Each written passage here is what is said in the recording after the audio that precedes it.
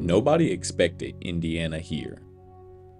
Not in October, not in April, not even when the playoffs tipped off. In a league obsessed with super teams and superstars, the Pacers were seen as just another middle seed. Fun to watch, but not taken seriously. And yet, round by round, comeback by comeback, they rewrote the script. Until the final moment, when fate wrote its own. So, how good were the 2025 Indiana Pacers, really? The Pacers entered the season as an afterthought. Boston and Cleveland were expected to dominate the East. New York was the risky, fun bet. Even Milwaukee and Philly were viewed as more dangerous. Indiana? Most people thought they were destined for a second-round exit at best. They finished the regular season 50-32. Good for the fourth seed. Impressive on paper, but hardly intimidating. Everyone saw the same thing. A red-hot offense built on movement, passing, and pace. But the defense? Average at best. It was a taste of the 2023 Nuggets, with a splash of Warriors ball movement. Exciting, entertaining, but not threatening. Even Tyrese Haliburton wasn't taken seriously. In an anonymous player poll, he was voted the league's most overrated player. You've told us before here, 2 online. Did you see the anonymous player poll that came out today? I did. What was your reaction to that, and did it at all impact the way you played today? It didn't impact the way I played today at all. I must be doing something right, if that's the case. I don't have a big speech or comment on it. And yet, by season's end, he delivered more than a dozen game winners or go-ahead shots in the final 2 minutes of games. Haliburton's got the ball. Haliburton rises. There's a whistle. Oh my goodness! Tyrese Haliburton! But nobody noticed. Nobody believed in Indiana until the playoffs began. Round 1. The Milwaukee Bucks.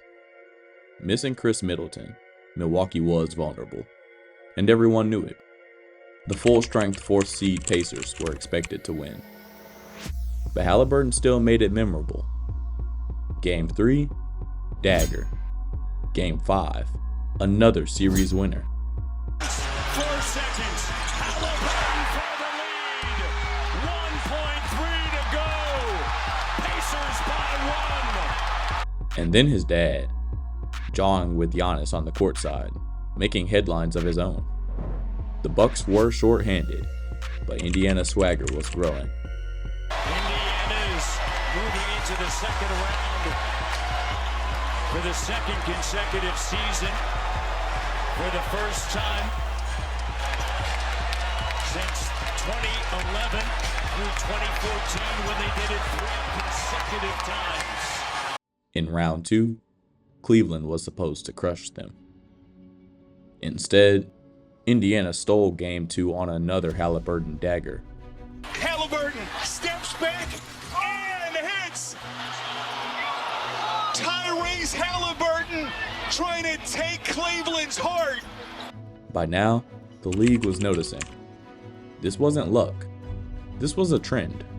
Tyrese Haliburton is not an overrated player. He's a great player. He plays the right way. And all the kids out there, the ones that can't jump high, don't have the Steph Curry form, watch him and steal all that he does.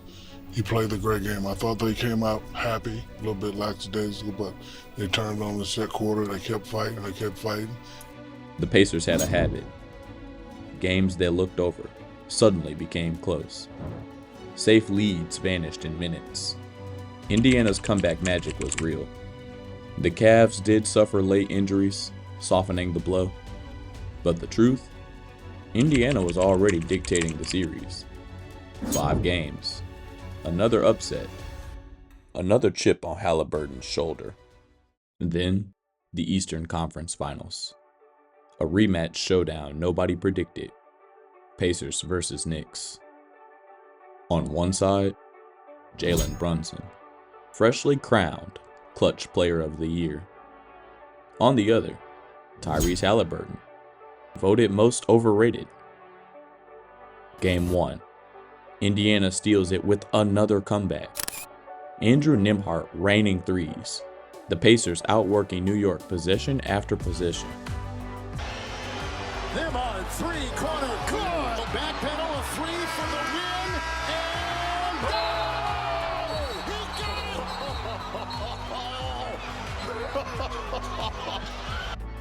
While the Knicks lived and died on Brunson's isolations, Indiana's offense stayed fluid, dynamic, alive. As the series wore on, their defense tightened. 6 games later, the Pacers had dethroned the Knicks. And Towns fired it, and the game is over, and Indiana has won, coming back and captured Game 1 of the Eastern Conference Finals on the road in the Garden. And for the first time, the basketball world said, maybe, just maybe, this team is for real. In Game 1 of the finals, Haliburton hit another buzzer beater. Haliburton looking. Haliburton driving, pulls up, jump shot. It's good! It's good! With 0.3 of a second remaining. Timeout, OKC. Tyrese Haliburton does it again. The Pacers had now pulled off a comeback in all 4 rounds of the playoffs. A once-in-a-lifetime feat. Indiana wasn't just a Cinderella. They were threatening destiny itself. Rick Carlisle trusted his roster. Indiana ran 10, even 12 men deep. Role players stepping up in big moments, hiding holes in the roster. Neesmith, no hesitation. Once again for Indiana. Oh, beautiful move. Haliburton to Turner. Turner with the slam. But Haliburton wasn't perfect. There were games where he disappeared as a scorer. Quarters, even halves, where he scored 2 points, or none. When you're too willing to pass, defenders stop fearing you. That balance haunted him at times. Then came Game 6. Facing elimination, Indiana played their masterpiece. Their defense mirrored OKC's own schemes, like they had copied the Thunder with the shotgun gun. TJ McConnell forces another turnover, bad pass. Wiggins deflected by TJ McConnell. A 17-point lead. Holmgren blocked by Turner. And yet, they never lost their identity. Pace, movement, trust. Jalen Williams has his pass deflected. Haliburton steals it. Cross-court, Siakam for the slam. Batted Nembhard. Shepard just gets it off. It's good! It's good at the buzzer! For one night, the Pacers looked like champions. Game 7. The first finals Game 7 since 2016. Haliburton started hot. 3 of his first 4 from deep. The stage was set for an epic finish. Haliburton lines up a long three-pointer. Got it! Haliburton launches another one. Puts it in! Back-to-back threes for Tyrese Haliburton. Then, tragedy. The calf strain he had battled all postseason gave way. A full Achilles tear. Haliburton's hurt right away when he fell. Was that strained calf. He's in pain, so emotional. Season over.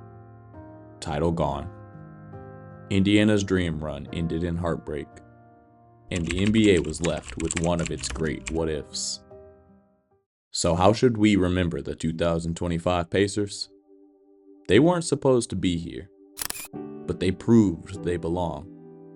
They proved synergy, the whole greater than the sum of its parts. They proved a team built on trust could hang with the best. This run validated Indiana's rebuild. It gave Haliburton not superstardom, but something just as important: legitimacy.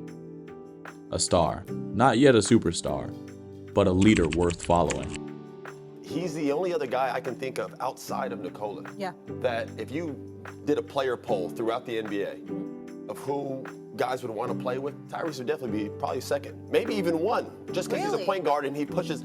The way he plays, he gets hockey assists half the time. He makes plays not even get to get the assist. He makes it just because it's the right play, the push the tempo. Everyone in that team eats. Everyone that plays eats. And yet, the injury changes everything.